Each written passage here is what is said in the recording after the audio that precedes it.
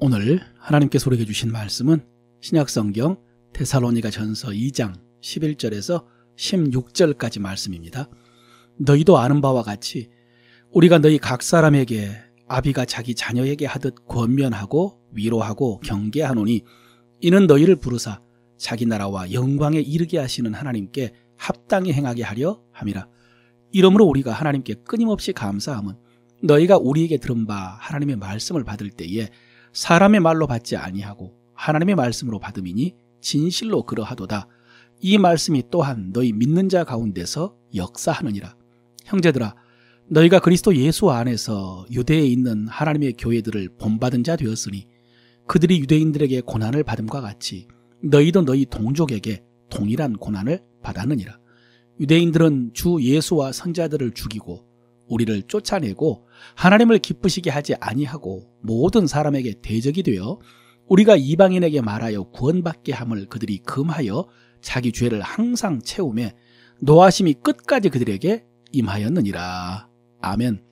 방금 읽은 말씀에서 하나님의 말씀을 받을 때 사람의 말로 받지 아니하고 하나님의 말씀으로 받는다라고 했는데, 여러분도 그렇게 오늘 설교를 통해서 하나님의 말씀을 받으시고 그 말씀이 여러분 안에서 역사하시기를 바랍니다. 예전에 페이스북에서 이런 목사님을 원합니다 라는 글을 읽었습니다. 어떤 교회에서 새로 담임 목사님을 청빙하면서 각 구역에서 조사한 내용을 그대로 올려놓은 것입니다. 성품에서부터 시작해가지고 설교, 기도, 성격, 소통, 성경 공부, 양육, 교회학교, 가정, 사모님, 자녀들, 행정, 정치 성향, 학력, 외모, 경력까지 한 80가지가 되는 것을 그대로 올려놓았습니다. 보통 교회에서 담임 목사님을 청빙할 때는 교단 신문에 자격과 또 제출 서류 정도를 기재하고요. 또 좀 특별한 경우에는 하나님의 사랑으로 목양해 주실 목사님을 청빙한다라고 하거나 아니면 외부 활동을 하지 않고 목양에 전념한다 이런 정도의 제한사항을 기재하는데, 이 페이스북은 공간 제약이 없다 보니까 교인들이 요청한 사항을 다 올려놓은 것입니다. 여러분, 저는 요즘 젊은이들에게 유행하는 그 MBTI로 보면은 T가 우세합니다. T70에 F30 정도 됩니다. 무슨 말이냐? 문제에 접근하는 방식에서 T는 이성적이고요, F는 감정적입니다.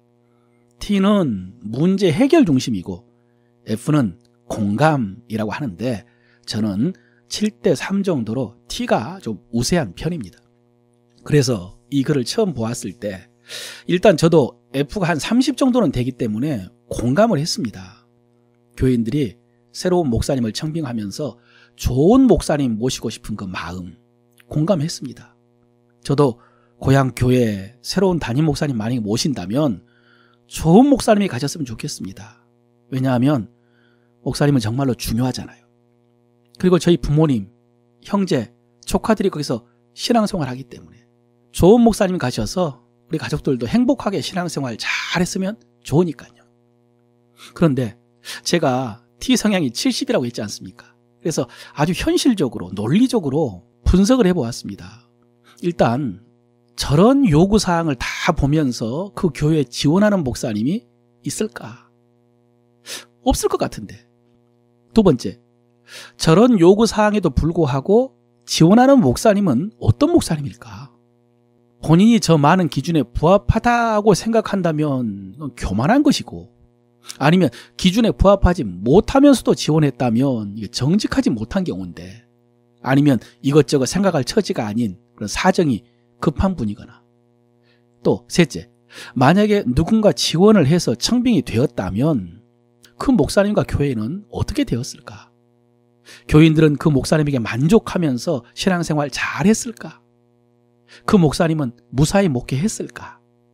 이런 생각을 하니까 마음이 답답했습니다. 그런데 그 글 마지막에 기타 의견을 적어놨는데요, 한 구역에서 우리는 목사님을 위해 늘 기도하고 허물을 덮고 순종하며 따라가는 우리가 되겠습니다. 이 글을 읽는데 숨이 좀 쉬어지는 것 같았습니다. 그런데 여러분, 그 성도들이 자기가 원하는 목사님 사항을 하나하나 다 적었지 않습니까? 그리고 페이스북에 올려놓았고, 그런데 거기에 가장 중요한 것이 하나 빠졌더라고요. 저 성도들이 크게 구분을 해보면 뭐 설교 잘하는 목사님, 성품이 훌륭한 목사님, 비전이 뛰어난 목사님, 기도 많이 하는 목사님, 능력 있는 목사님 등등 이런 목사님을 기대한다라고 했는데, 솔직히 성도들이 가장 원하는 목사님, 좋아하는 목사님은 나에게 잘해주는 목사님입니다. 그런데 차마 그것은 적지 못한 것 같습니다. 목사님이 아무리 설교 잘하고 성품이 좋고 전도도 많이 하고 기도도 많이 하고 능력이 많아도 나에게 잘해주지 않으면 꽝입니다. 나를 몰라주고 나를 인정해주지 않으면 꽝입니다. 이게 현실입니다. 설교 시작부터 이런 이야기를 들어서 마음이 무거우시죠? 오늘 말씀을 듣기 위한 도입이라고 생각을 해주십시오. 자, 이제 성경을 보십시다. 목회자에게 중요한 것은 무엇인가? 데살로니가전서 2장 4절입니다. 오직 하나님께 옳게 여기심을 입어 복음을 위탁받았으니 우리가 이와 같이 말함은 사람을 기쁘게 하려 함이 아니요 오직 우리 마음을 감찰하시는 하나님을 기쁘시게 하려 함이라 라고 했고요. 6절은요. 또한 우리는 너희에게서든지 다른 이에게서든지 사람에게 영광을 구하지 아니하였노라 그랬습니다. 여러분, 사람의 생각과 욕심을 내려놓고 성경을 보니까 목회자에게 가장 중요한 것은 무엇입니까? 사람을 기쁘게 하지 않고 하나님을 기쁘시게 하는 것. 사람에게 영광을 구하지 않고 하나님에게 영광을 구하는 것. 이거죠. 아멘이죠. 그런데 성도들은 나에게 잘해주기만 바란다면, 또 나에게만 잘해주기를 바란다면 어떻게 되겠습니까?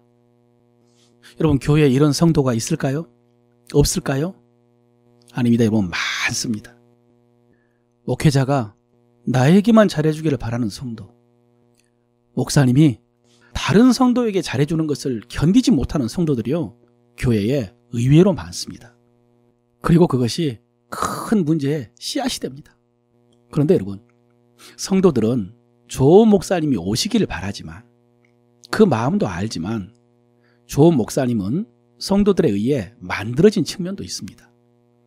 아까 어떤 구역 성도들처럼 목사님을 위해 늘 기도하고 허물을 덮고 순종하는 이것뿐만 아니라 목회자에 대한 바른 인식이 중요합니다.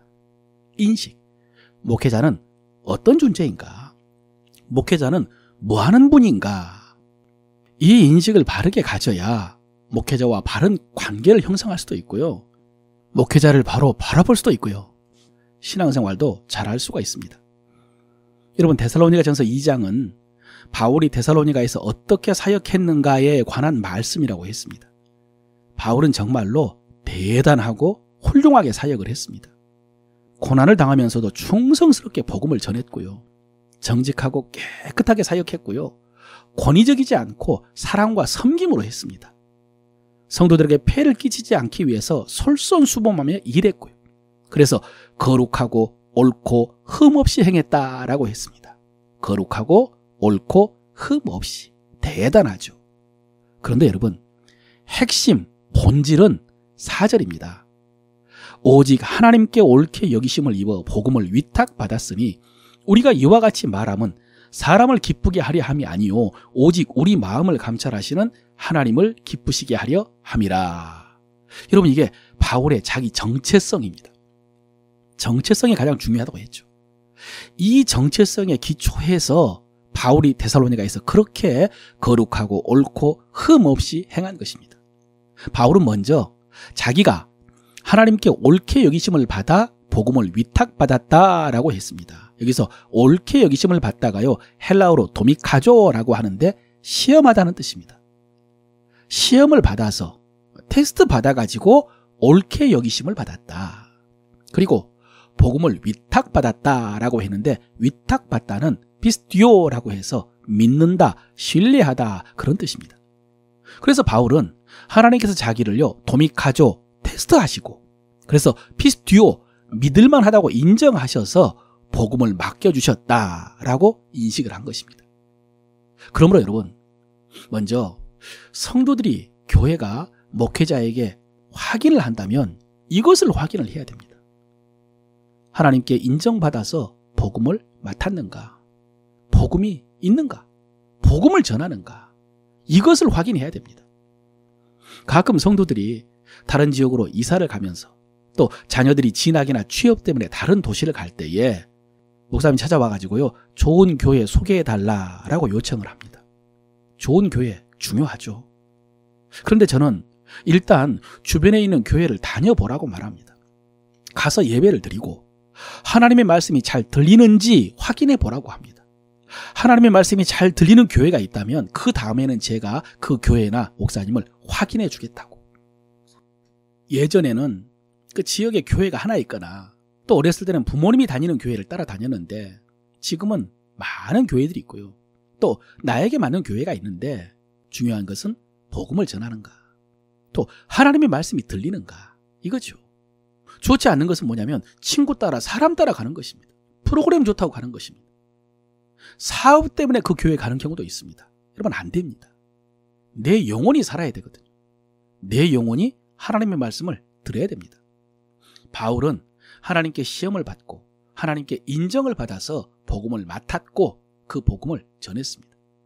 여러분, 누군가 여러분에게 정말로 중요한 물건, 값비싼 물건, 중요한 임무를 맡겼다면 그만큼 여러분을 신뢰한다는 의미겠죠. 근데 바울은요, 하나님께서 독생자를 십자가에 내어주시고 이룬 그 복음을 자기에게 맡기셨는데, 예? 또 만물을 구원할 수 있는 복음을 자기에게 맡기셨는데 그것이 하나님께서 자기를 믿기 때문이라는 것입니다. 하나님께 복음을 위탁받았다. 그렇기 때문에 바울은 고난을 당했음에도 불구하고 또 복음을 전했고요. 복음을 전하면서 자기 이익을 취할 수가 없었습니다. 복음을 전하면서 엉뚱한 짓을 할 수가 없었습니다. 대충 할 수 없었습니다. 왜냐하면 하나님께서 믿고 그 귀한 복음을 맡겨주셨기 때문입니다. 그런데다가 또 오직 우리 마음을 감찰하시는 하나님을 기쁘시게 하려 함이라 라고 했습니다. 하나님께서요, 시험하시고 믿을만 해서 복음을 맡겨놓으시고 또 감찰하신다. 그 복음을 잘 전하는지 살펴보신다. 그래서 바울은 오직 복음을 전했고 또 오직 하나님을 기쁘시게 했다는 것입니다. 그리고 두 번째, 바울은 11절입니다.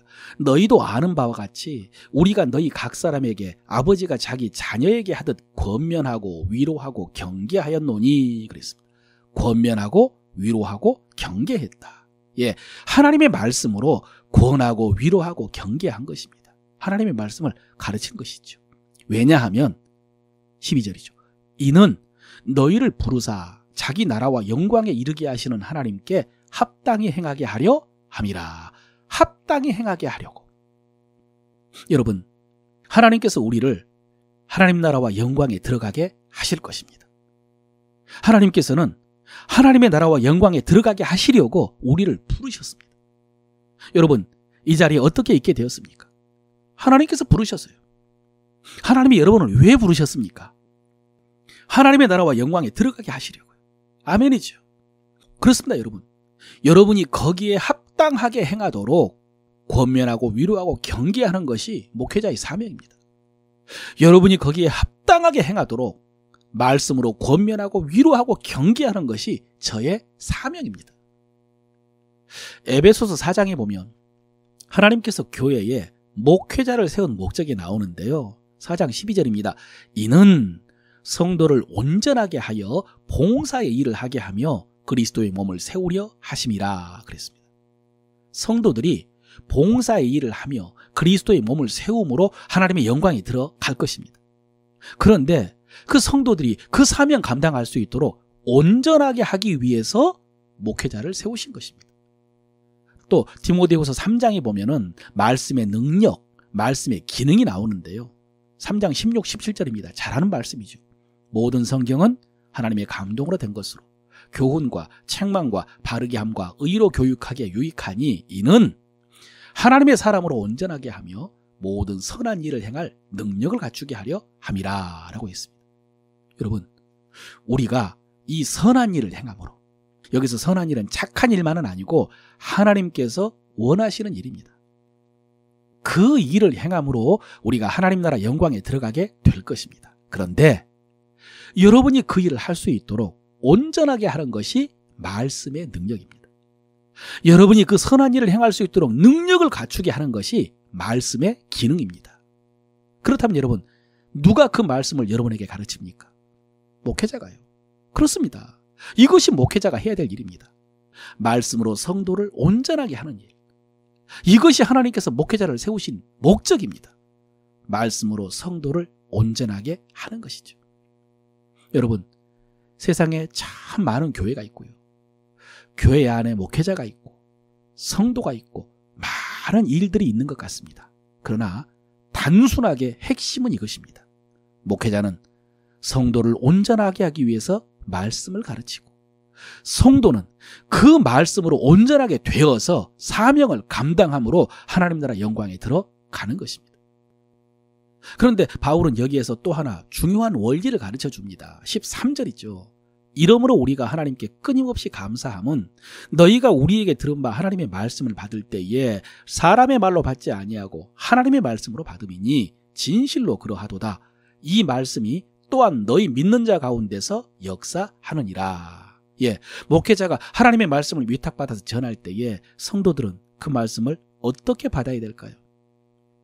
그 말씀을 어떻게 받아야 성도의 믿음이 온전케 되고, 그래서 사명을 감당하게 되고 하나님 나라 영광에 들어가기에 합당하게 될까요? 어떻게?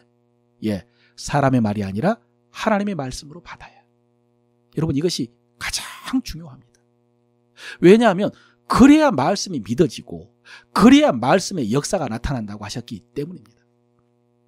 사도행전 10장에 보면 로마 백부장 고넬료는 하나님을 경외하는 이방인이었습니다.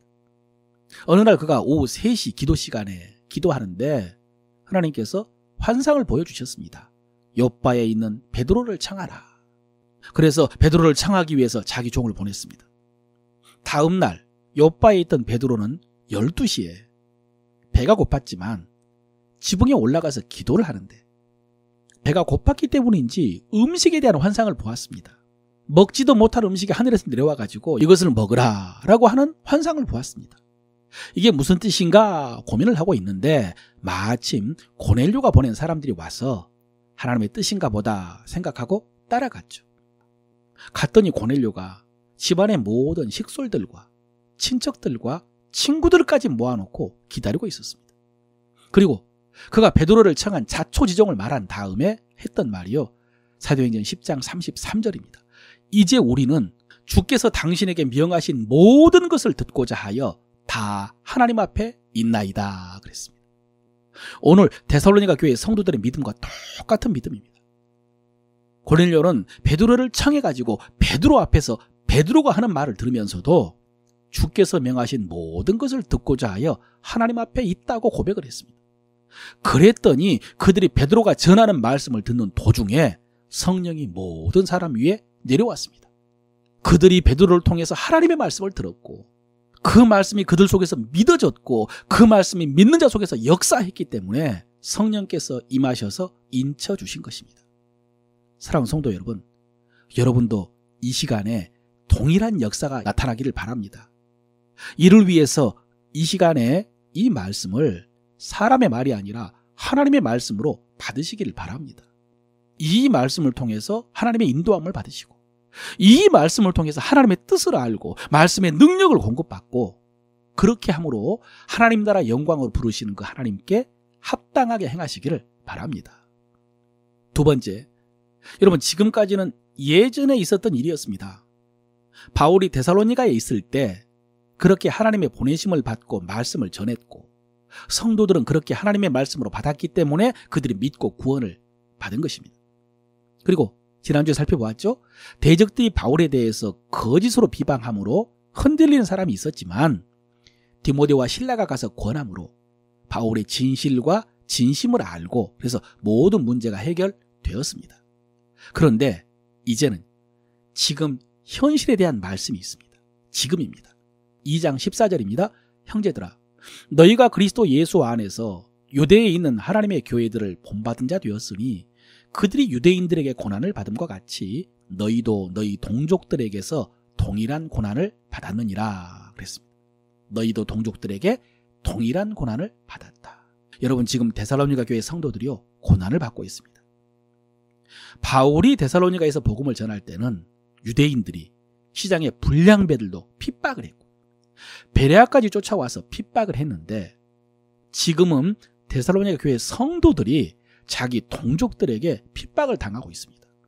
왜냐하면 그들이 복음을 받아들이고 나서 그동안 섬겼던 우상을 버리고 사시고 참되신 하나님을 섬겼기 때문입니다. 그래서 핍박을 받았습니다. 여러분, 이런 핍박, 이런 고난은 작은 문제가 아닙니다.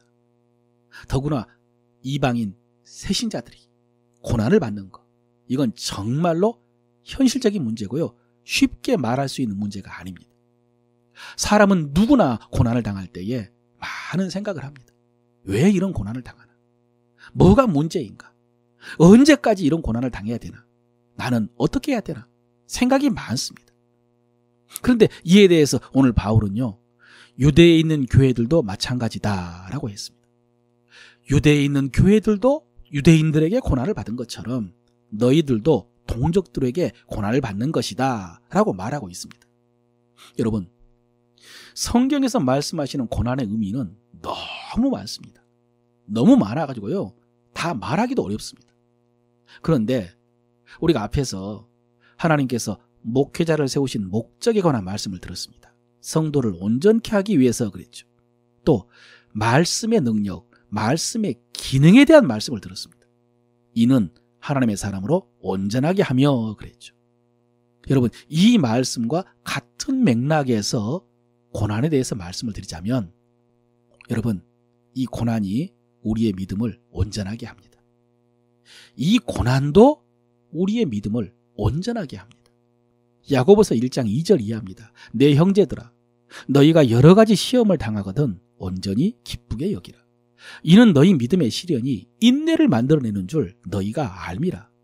인내를 온전히 이루라. 이는 너희로 온전하고 구비하여 조금도 부족함이 없게 하려 함이라 라고 했습니다. 너희로 온전하고 구비하여 조금도 부족함이 없게 하려 함이라. 여러분, 이 말씀 많이 듣던 말씀 아닙니까? 오늘 우리를 온전하게 하고 구비하여 조금도 부족함이 없게 하신다는 말씀. 예, 앞에서 하나님께서 교회에 목회자를 세우신 이유가 있었죠. 이는 성도를 온전하게 하며 그랬습니다. 또 하나님의 말씀인 성경의 능력과 기능에 대한 말씀을 들었죠. 이는 하나님의 사람으로 온전하게 하며 모든 선한 일을 행할 능력을 갖추게 하려 함이라. 그런데 또 하나, 고난이, 믿음의 시련이 너희로 온전하고 구비하여 조금도 부족함이 없게 하려 함이라 라고 했습니다. 여러분, 이것이 하나님께서 우리를 온전하게 하기 위한 3종 세트입니다. 우리를 온전하게 해서 사명을 감당하고 하나님 나라 영광에 들어가게 하기 위해서 하나님께서 준비하신 3종 세트. 목회자, 성경, 그리고 고난입니다. 여러분, 앞서 저는 고난이 결코 작은 문제가 아니라고 그랬습니다. 쉽게 말할 수 없는 문제라고 그랬습니다. 그런데 고난을 통해서 우리 믿음이 온전해질 수만 있다면, 그러면 저는 충분히 기뻐할 수 있을 것 같습니다. 왜냐하면 우리 믿음은 금보다도 소중하기 때문입니다. 금은 풀로 연단하고 우리 믿음은 고난으로 연단된다고 했거든요. 우리의 믿음보다, 영혼보다 더 중요한 것은 없는데 그 우리의 믿음이 고난을 통해서 온전하게 된다고 했으니까. 여러분, 저는 평생 하나님의 말씀과 함께한 사람입니다. 하나님의 말씀이 정말로 제 믿음을 온전하게 했습니다. 그러나 그 말씀을 통해서도 깨어지지 못한 부분, 변화되지 못한 부분, 성숙하지 못한 부분을 하나님께서요, 고난을 통해서 깨뜨리셨고, 고난을 통해서 변화시켜 주셨고, 고난을 통해서 온전하게 하셨습니다. 그래서 고난이 결코 쉽게 말할 수 없는 정말로 작은 문제가 아니지만, 그럼에도 불구하고 고난을 통해서 내 믿음이 온전케 된다면 저는 충분히 기뻐할 수 있겠다라고 고백을 한 것입니다. 그래서 여러분, 지금 우리가 주님의 다시 오심을 기다리는 그 절기, 대림절을 지키고 있는데 베드로전서 1장 6절 7절에서요. 그러므로 너희가 이제 여러 가지 시험으로 말미암아 잠깐 근심하게 되지 않을 수 없으나 오히려 크게 기뻐하도다. 너희 믿음의 확실함은 불로 연단하여도 없어질 금보다 더 귀하여 예수 그리스도께서 나타나실 때에 칭찬과 영광과 존귀를 얻게 할 것이라 라고 했습니다. 예수 그리스도께서 나타나실 때에 칭찬과 영광과 존귀를 얻게 할 것이라. 뭐가요? 믿음의 시련이, 고난이 우리 믿음을 금보다 더 귀하게 만들어가지고 예수 그리스도께서 나타나실 때에 칭찬과 영광과 존귀를 얻게 하신다는 것입니다. 여러분, 그렇습니다. 우리에게 가장 중요한 목표는 주님 강림하실 때 그 앞에요, 점도 없이 흠도 없이 평강과 영광 가운데 나아가는 것입니다. 여러분이 그렇게 되도록 먼저 제가 열심히 하나님의 말씀을 전하겠습니다. 복음을 전하겠습니다. 오로지 기도와 말씀에 전무하겠습니다. 너희를 부르사 자기 나라와 영광에 이르게 하시는 하나님께 합당하게 행할 수 있도록 제가 최선을 다하겠습니다. 대신 여러분은 그 말씀을 하나님의 말씀으로 받으시길 바랍니다. 그 말씀을 통해 하나님의 음성을 들으시길 바랍니다. 그 말씀이 여러분을 온전하게 하고 영광에 합당하게 할 것입니다. 그런데 하나 더, 하나님께서 고난을 통해서 우리의 부족함을 온전하게 하실 것입니다. 그러므로 사랑하는 성도 여러분, 여러 가지 시험으로 잠깐 근심하겠지만 그러나 오히려 크게 기뻐하시길 바랍니다. 그 시험이, 그 고난이 우리의 믿음을 온전케 하여서 주님 오실 때에 칭찬과 영광과 존귀를 얻게 하실 것이기 때문입니다.